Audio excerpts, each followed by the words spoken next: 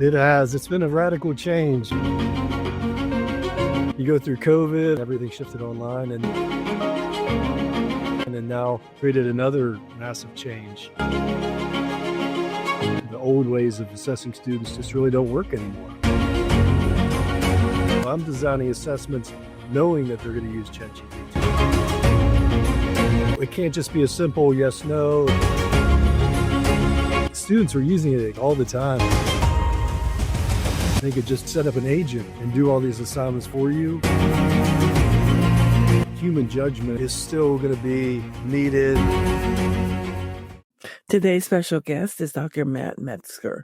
He is a clinical professor of economics at Belk College of Business, and he's also an author of the Overnight AI Educator, Transform Your Course in 24 Hours, which came out this last June.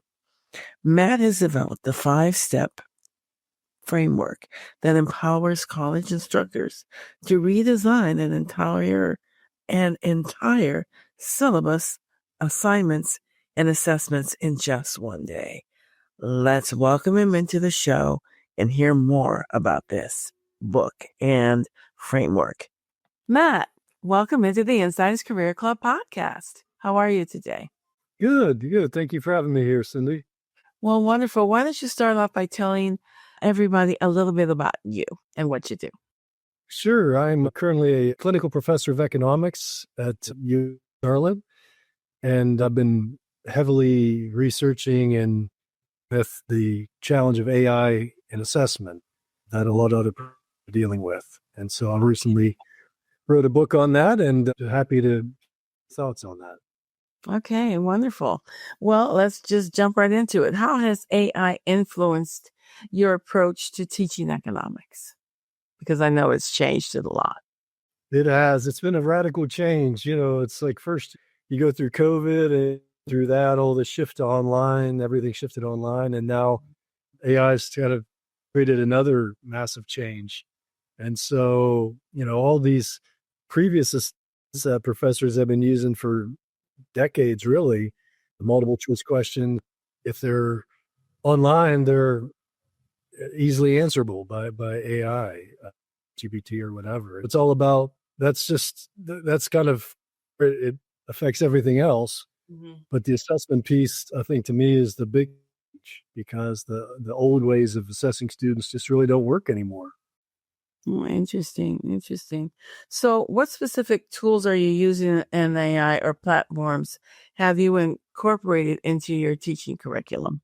Well, I think a bit of splitting between some professors are trying to hold on to those methods and have in-class multiple choice and exams and blue books and all that. And on the other side, professors like myself are going all in on the assessment to try to include AI, in other words, encourage students to use AI. So I'm designing assessments knowing that they're going to use ChatGPT.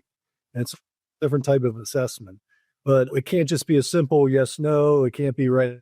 It has to be a much more realistic business problem that a company's going to face, that you can use AI as a tool, but there still has to be some human judgment involved. It can't just be, 3 times 5 or whatever. So I try to design tasks that are much more realistic and have more like real data. If I can get like locally here in Charlotte, I try to do that as well. Mm-hmm. So more realistic and authentic the task, the more students can, yes, use AI as a tool, but then still have to have some contribution. They still have to have their judgment on whether to take this action or not. Okay, so they're able to use it as research, which is something that in the work world, they'll probably be more up to speed with by the time they get there.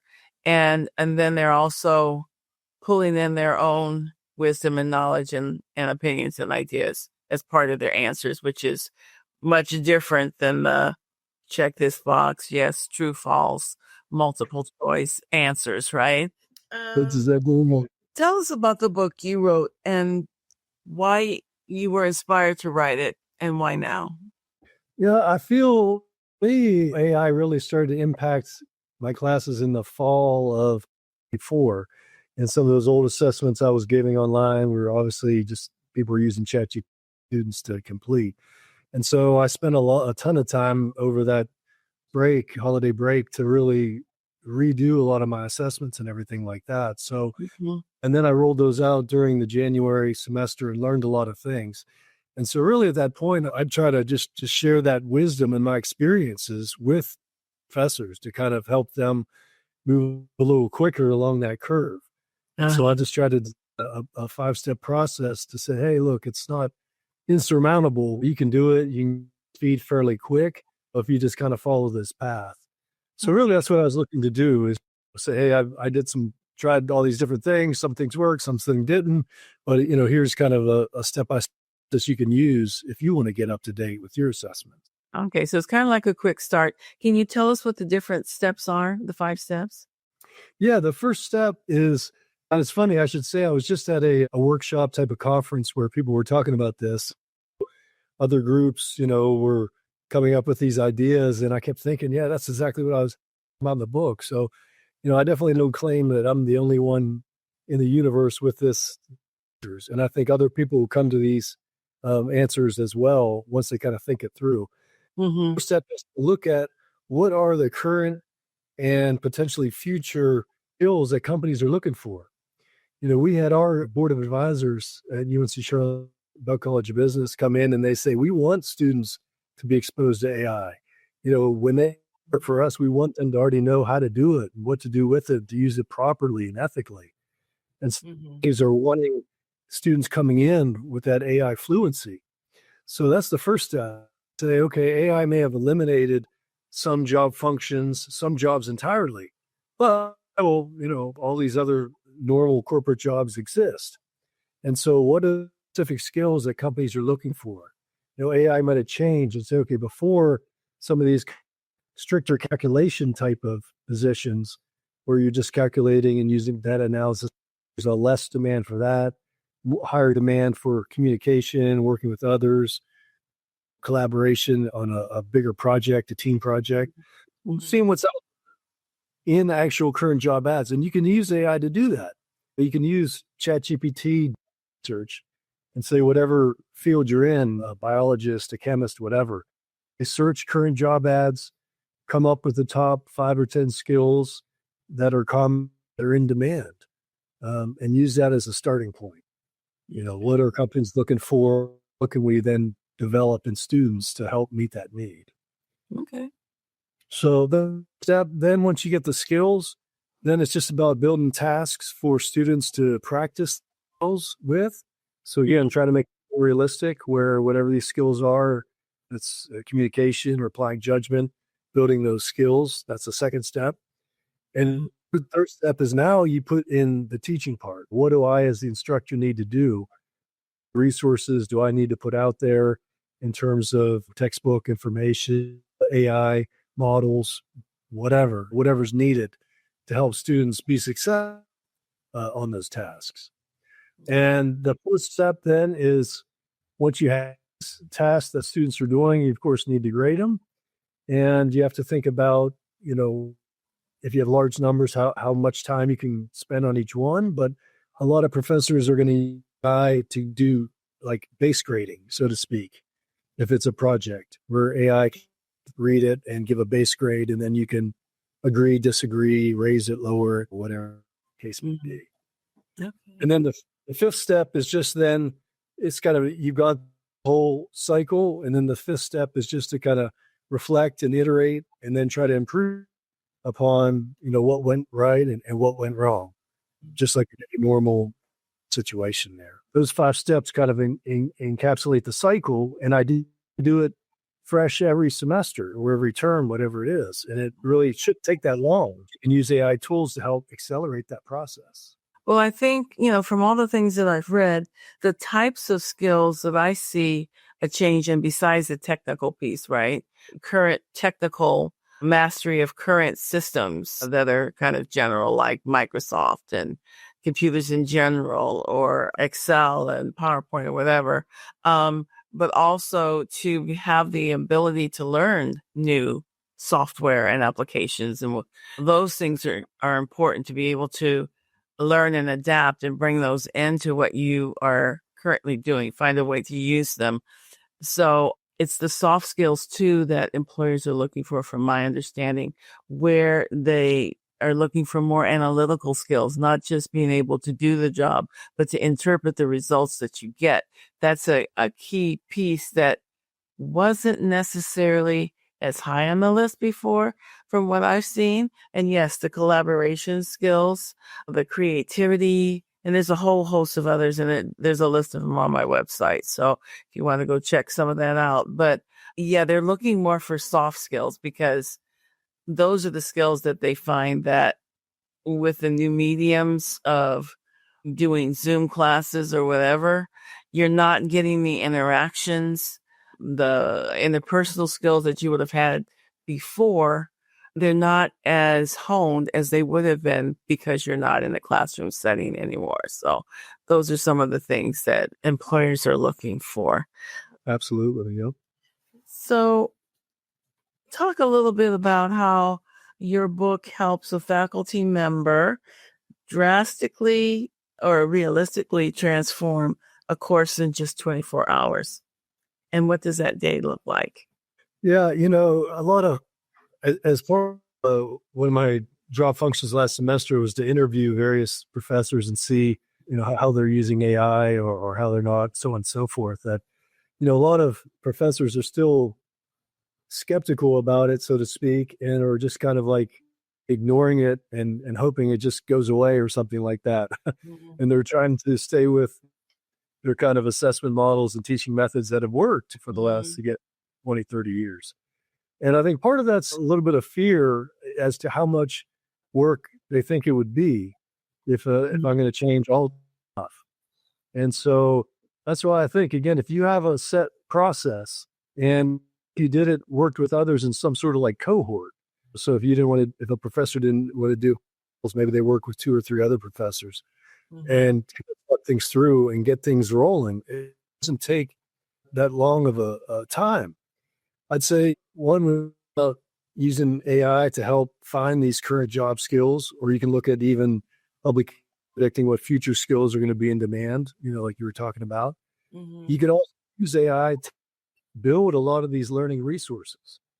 You have like Google has audio where you can have text and it'll create like a podcast out of it for you, AI voices and all that. Mhm. You have video services that you can upload a minute of you talking and then like a script, and it'll create a video of you lecture topic, even though you never did that.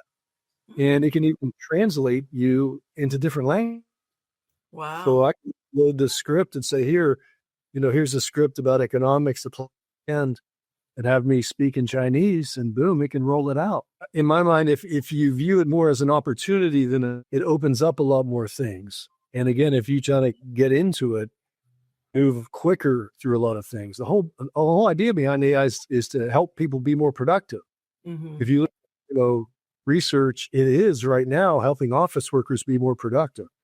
I think it's the exact same for professors. If you open up to it, you can actually be more productive. You can produce better resources, better tasks.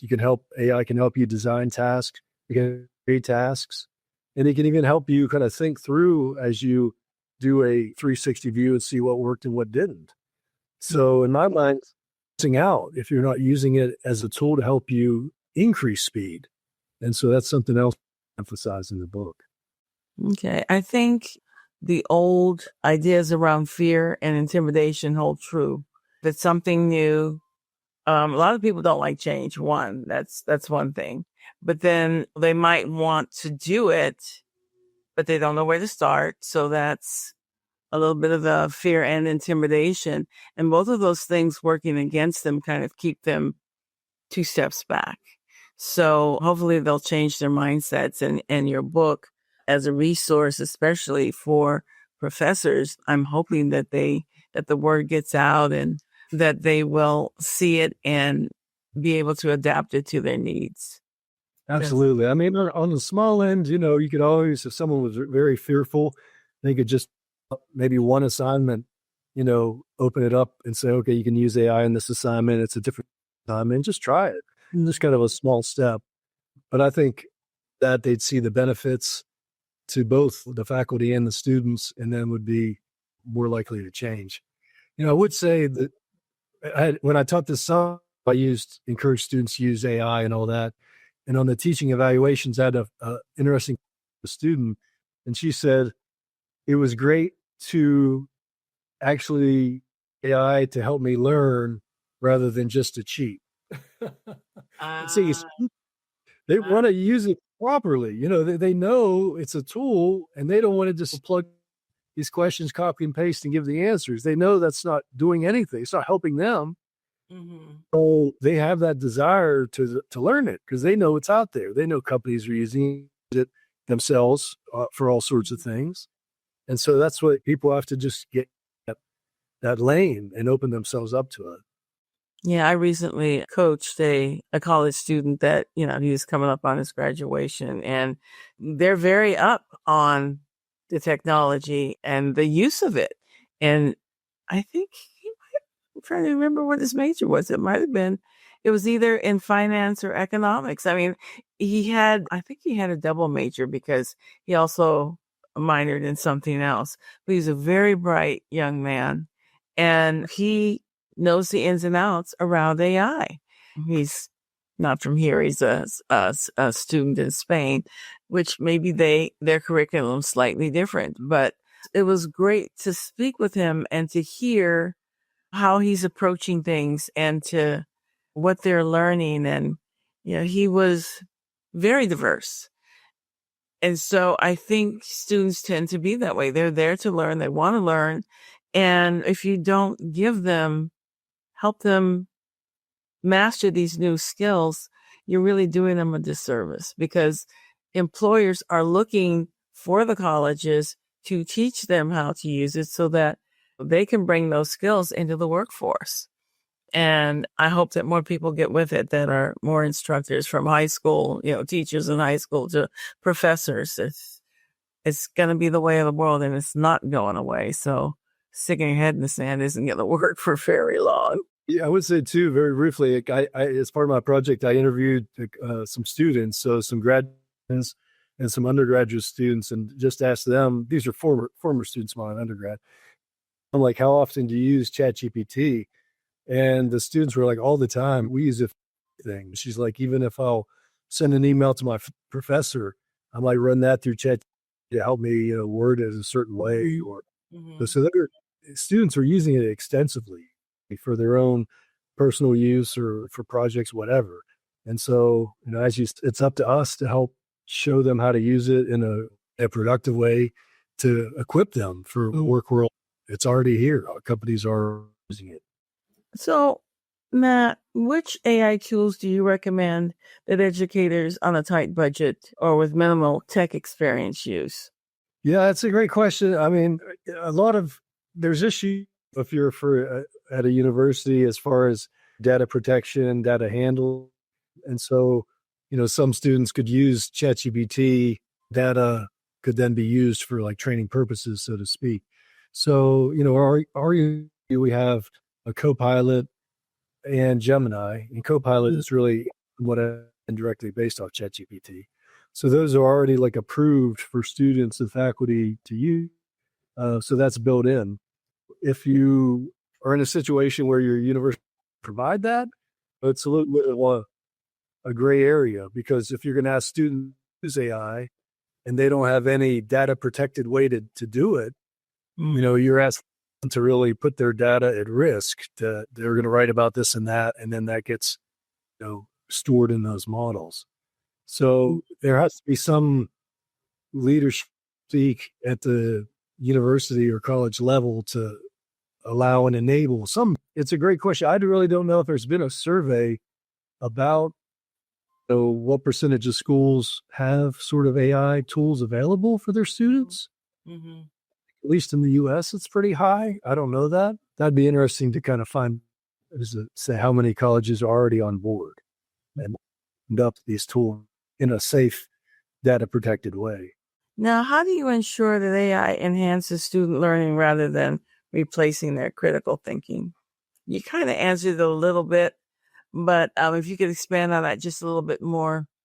Yeah, I think, the key And one, to design tasks that we talked about are realistic and authentic, but two, make sure they're still of interest, so to speak, with to the students. And again, that's looking at whatever class you're teaching, what is a job path like most or many of your students are on. If you have data on that, like where do our students in what type of companies, what type of roles? Because if it's too kind of abstract, company X makes widgets or something like that, they're gonna start to lose interest in it. So I think the more realistic, the more authentic, and the more connected as a third leg to the puzzle all help make a student more likely to in a genuine way, because they could say, oh, okay, I understand this might be something I'd really run into in the workplace. And so, okay, it's worth me trying it and trying to do it on my own eye rather than just dump the whole thing into AI and copy and paste the answer. I would say I did a task in the spring semester, Facebook, and some of their kind of pricing in Europe. They have an ad-free model like this. And I ran the whole project through ChatGPT myself to see what answer it would give. And I was surprised. I did not get any student submissions that looked like that.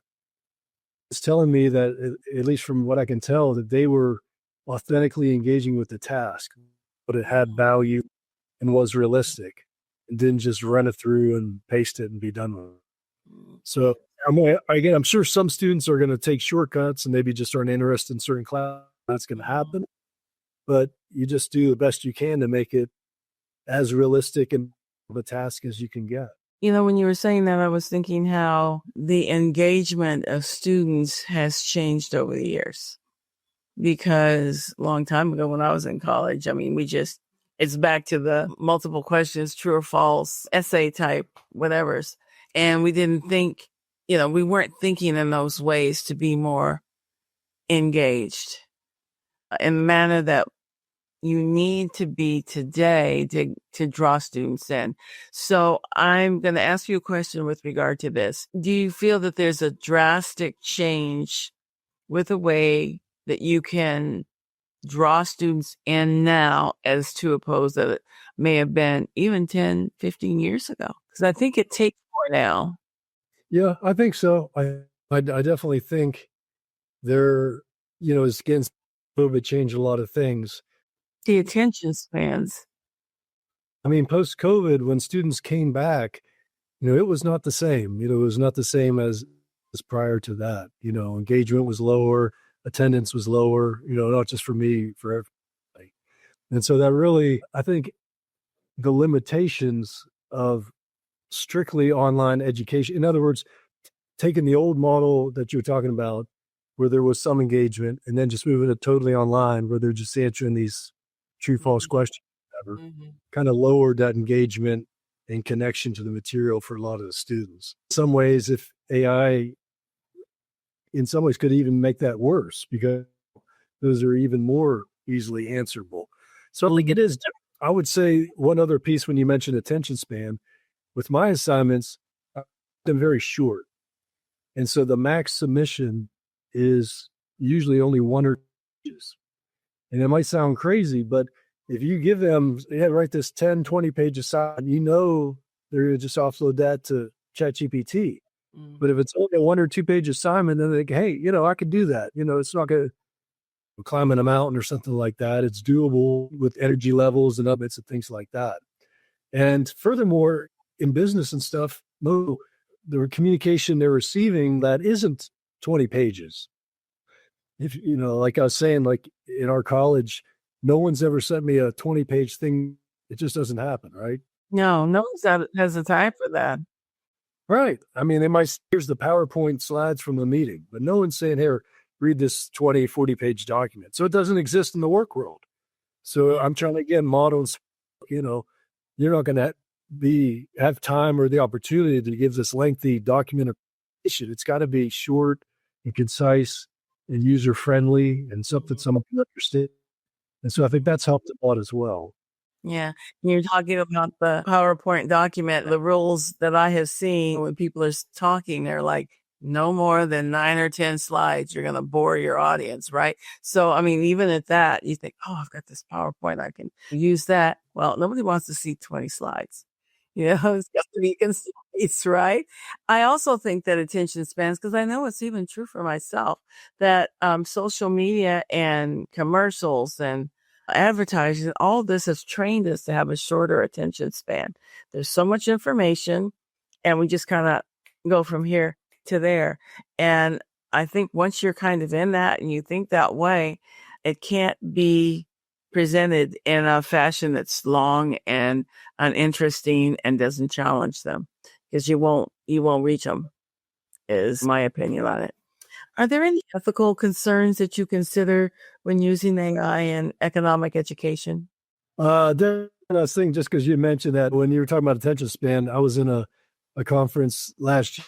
I was talking about they were trying to improve these videos that they were giving their students that were an hour-long video, and they were talking about making changes to these videos. I was like, and I hate to tell you, no one's watching these. That ship failed, because a student's not going to sit there and listen to an hour video when they can have summarize it, or AI, or just put in AI. I need to learn about this, and AI can give it to you different ways and different formats. It can produce audio, whatever, very quickly. These ideas about, I'm going to put out these long videos and have students watch them, it just doesn't. It's not. No one is watching them, but yeah, the ethic, the concerns. I mean, there's a couple of things. I mean, one, we talked about the data protection, but two, does it kind of erode critical thinking skills? And that's just something to be aware of. And maybe the jury's somewhat still out. One of the early studies showed that when we used AI, it was actually helping them to think better, think more critically about the material. Now, I've seen a couple other studies that didn't agree with that, so it might take some years to really, get to a firm conclusion. Mm-hmm.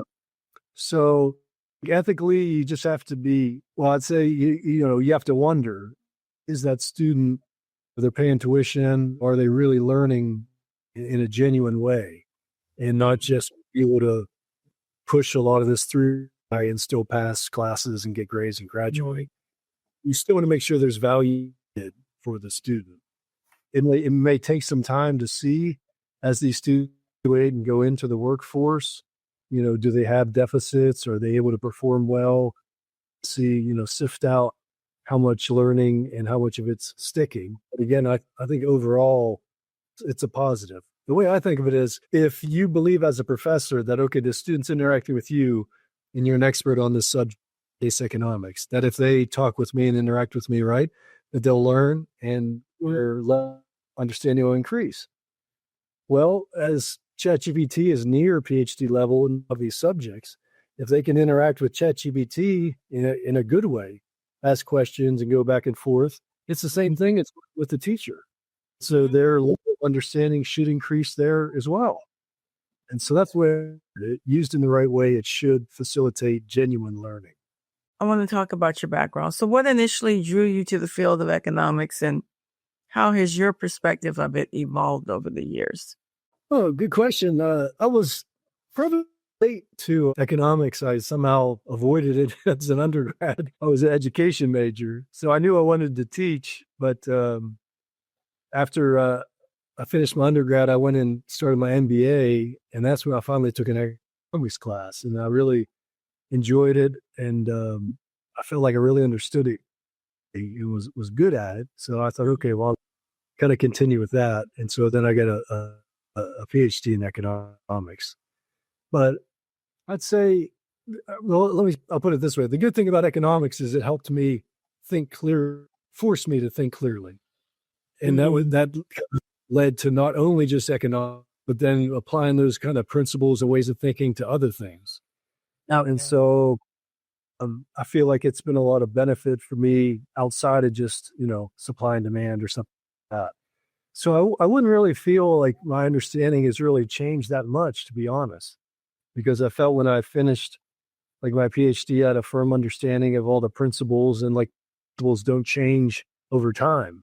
The way markets work and supply and demand, all that's the same. And so I'm still able to kind of where I still analyze things in a very similar way as I did before. And so that's a good thing. Okay. Okay. I think that's about the end of my questions. Why don't you, is your book just recently came out, right? And was it in May or June? It was early June, yes. Okay. And where can anyone find your book? Yeah, it's on Amazon and or the website tonight.education is the website where I kind of link to some podcasts and a link to the book there. But if you just go on Amazon and look Overnight AI Educator, it's in there as well. Okay. And so, yeah, I've been happy with that. Just one, you didn't ask, but I think maybe an interesting question. This was just came from that. I was that last week. Was talking about what's going to be the future, or how is AI going to change over the 5 or 10 years, and how's that going to impact things? And at this conference, they talked about this, and it really I think is important. But just I think last week, ChatGPT came out with agents, and so I'm not sure if you're with agents. Agents. Okay. Sounds like you said something different, and I want to be clear. Right. I'm not sure if you're familiar with agents, I right? think I heard about it. It's something you can set up, right? That is catering to what it's just like an agent that we used in when I was in recruiting. You set up these tools that you don't always have to go search the database. You can set something up and it will send you the resumes you're looking for. So I'm assuming it's similar. Yes, yes. And so it came out with these agents, and it showed, especially if you have an online class or like an asynchronous class, you can set up an agent now, really take that class or do all these assignments for you. And it was amazing that where you just tell the agent what to do, and now it can log into like websites. It can click on assignments. It can open assignments. It can fill out assignments. It can submit assignments. It can do all this just from one prompt. I mean, it's amazing. And so I think if you're teaching online, you really have to be aware of this, that it now exists. It's not theoretical anymore, already out there, that a student could just set up an agent and say, log and do all these assignments for me. And they could shut the computer and take a walk and come back and it's done. Wow. And it will increase, it will actually get more powerful as the next step will be not just one agent, but you can have a team of agents working on this. And you can have now agents work over a project long term. And so that will be even more like from a teaching standpoint, because you could say, I have this 4-month course and I as the agent to keep tabs on it and log in once a week and check and do the assignments and do the discussions and keep up over time with that. And so it's a real concern. I'm concerned about it. That someone could just check out on day one, set up an agent and back on the last day of class and have done absolutely nothing. Yeah. Yeah. I think that's the kind of thing that a lot of people are concerned about when they heard about ChatGPT, what it might do, or how people might use it. But I think that if it is stressed to students that, yeah, you could do that, but you're actually cheating yourself. You're robbing yourself of the experience and the knowledge that you'll get by participating and doing this. You're doing this yourself. And I think if students are coached from that perspective, I think maybe they won't use it so much, or even if they do it, maybe they'll try doing some of it themselves, because that really it is cheating yourself. It's robbing yourself of the rich experience that you get from trying to do some of these exercises and learning. And that's why you're there. Absolutely. I agree. I think it is going to take an emphasis, like you said, on get the right mindset, because like the ability to police AI and all that, it's just not going to be, that's not it's not going to work. So you got to start on the other end and kind of value that they're going to get by going through the course and learning and building up, experience. It'll be interesting to hear if your conference had anything. It's great to talk about where it might be in 10 years, but at the rate that AI is using daily, second by second, when people put a prompt in, it's kind of hard to predict. what were the thoughts of individuals that were looking to the future, besides just saying it's going to come up with agents, but what do they think it's going to actually do or look like? What were their projections? Yeah, a lot of it was. I remember some reading a bit. They think they call it like the 2-day work week. That they believe that AI is so productive that you can really do a normal amount of work in 2 days, and that people work 2 days a week. Now, is that true? I don't. We'll see. Yeah, right. I'm not sure. I'm getting to the 4-day work week, right? My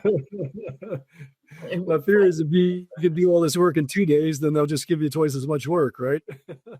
Yeah, exactly. And there'll be fewer people doing it. Yeah. Right. Yeah.